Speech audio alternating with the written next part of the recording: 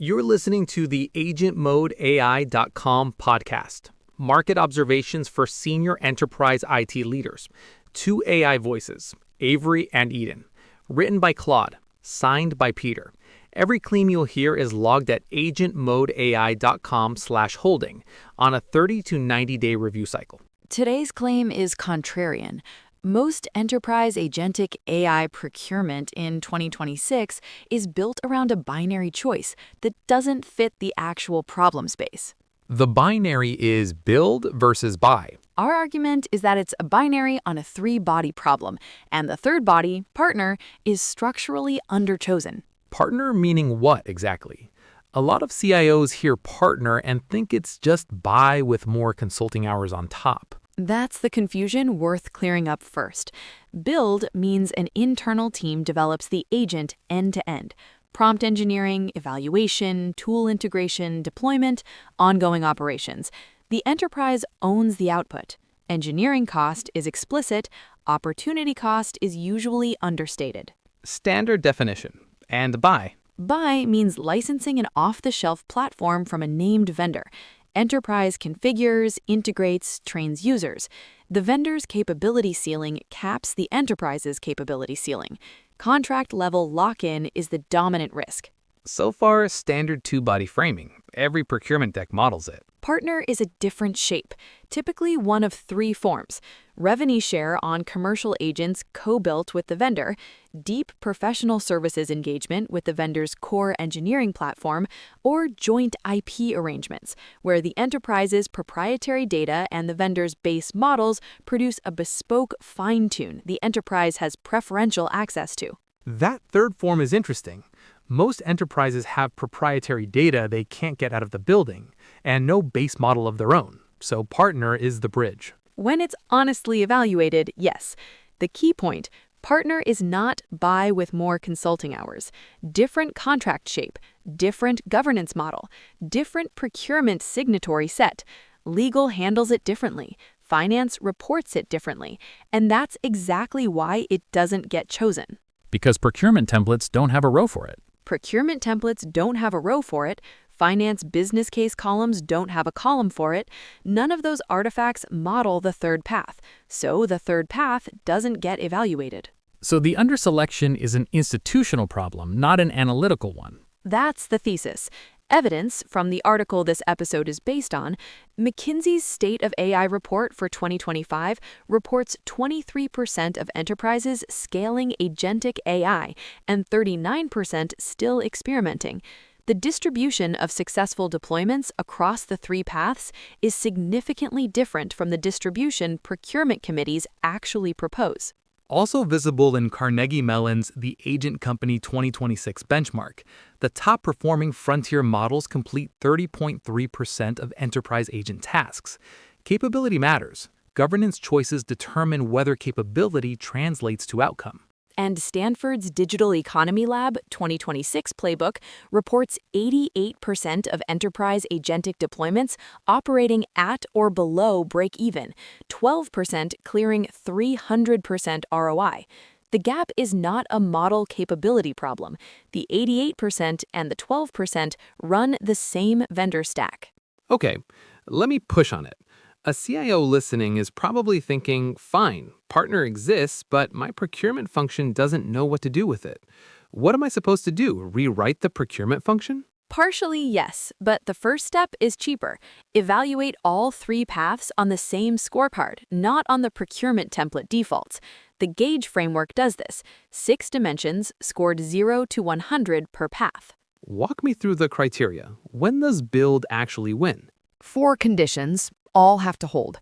First, the agent is directly tied to your differentiating IP or proprietary data pipeline, and the differentiation is measurable. The agent's output is a component of a product your customers pay for, not an internal productivity tool. Second, a full-time team of 4 or more senior AI engineers already on payroll, with retention, not hires you plan to make, engineers who are in the building.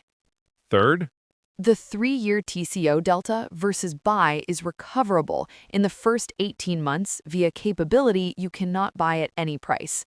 Fourth, An internal evaluation harness operational, not planned, operational, with at least one production agent already being evaluated through it on a weekly cadence. That's a high bar. How many enterprises clear all four? In 2026, very few, maybe 3% of mid-market enterprises, maybe 15% of very large enterprises with existing ML platform teams.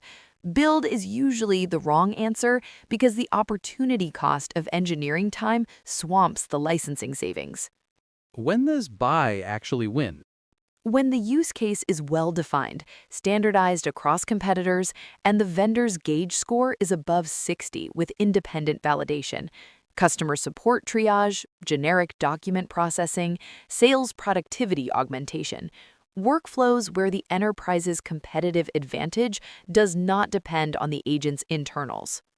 Bigger slice, maybe 70% of deployments. About right. Buy is the default correct answer more often than build.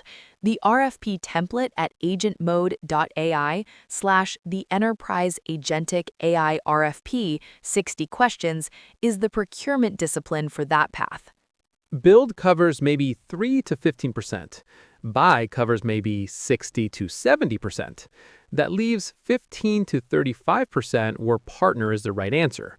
And in 2026, almost none of those actually choose partner. That's the gap. Structural, not analytical. When does partner actually win? 4 conditions.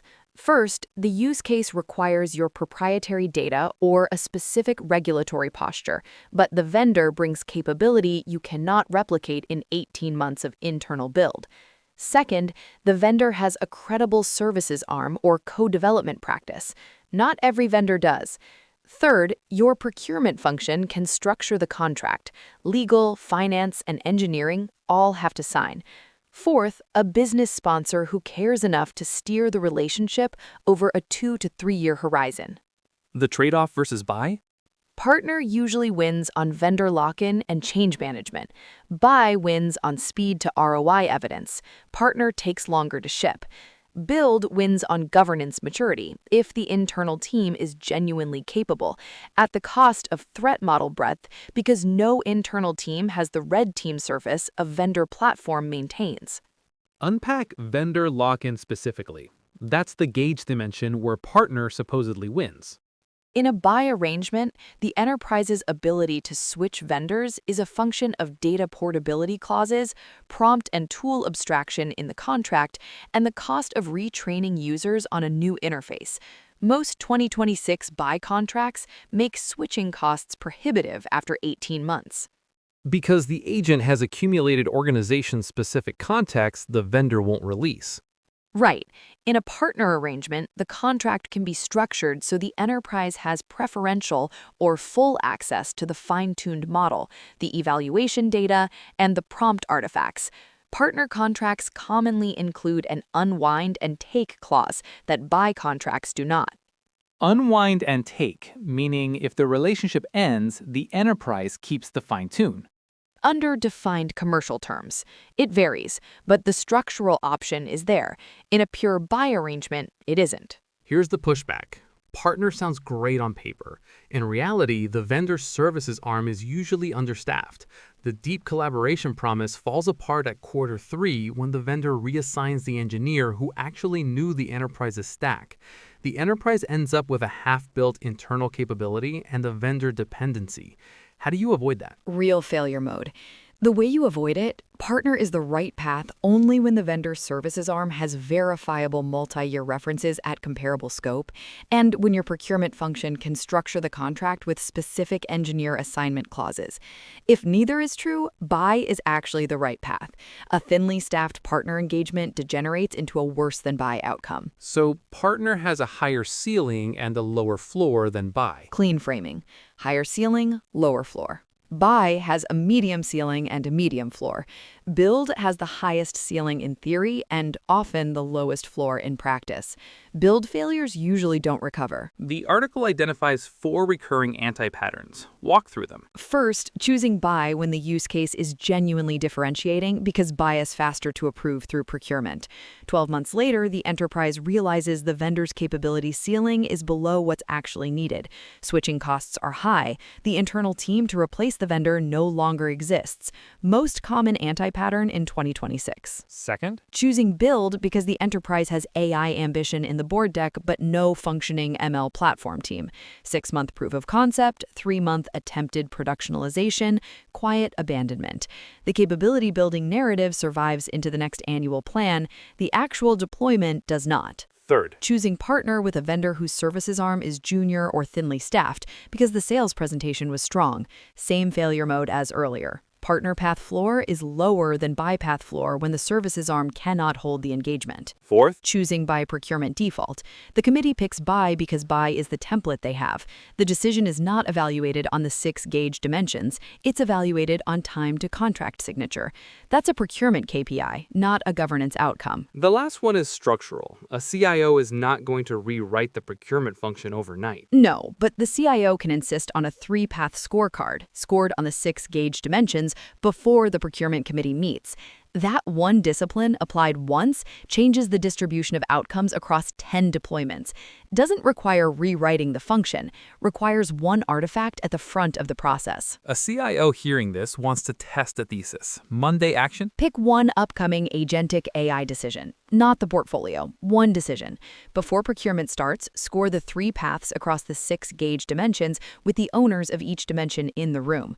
Governance maturity with the governance lead, threat model with security, ROI evidence with finance or the business sponsor, change management with the team's work the agent touches, vendor lock-in with architecture, compliance posture with legal. 6 function leads, not a small ask. 45 minutes per path, 2.5 hours of working group time to score all 3, cheaper than the 6-week vendor RFP that will follow. If the scorecard shows partner winning on 4 of 6, The CIO has the governance evidence to push back on the procurement default. Whether the enterprise follows through depends on organizational factors the scorecard cannot change, but the scorecard is the minimum evidence needed to have the conversation. if the scorecard shows buy winning on 4 of 6, Buy is the right path. Proceed with the RFP template, the CFO business case, and the governance discipline already published. The scorecard exists to make the decision evidence-based, not to push any one path. For listeners who want to go deeper, the article this episode is based on, agentmodeai.com/build versus buy versus partner for Enterprise Agentic AI 2026. Every claim cited and tracked. The Gauge Diagnostic, free Excel workbook that runs the 6-dimension scoring. agentmodeai.com/gauge. The RFP template for the buy path specifically, agentsmodeai.com/the Enterprise Agentic AI RFP, 60 questions. And the holding up ledger where this episode's claim and every other claim on the site is tracked. agentmodeai.com/holding. The claim argued tonight is AM-028 on a 60-day review cadence. 1 email a month at agentsmodeai.com for the monthly digest of which claims held, which didn't. Subscribe if that's useful. This has been the agentsmodeai.com podcast, channel at agentsmodeai on YouTube, monthly digest at agentsmodeai.com. Thanks for listening.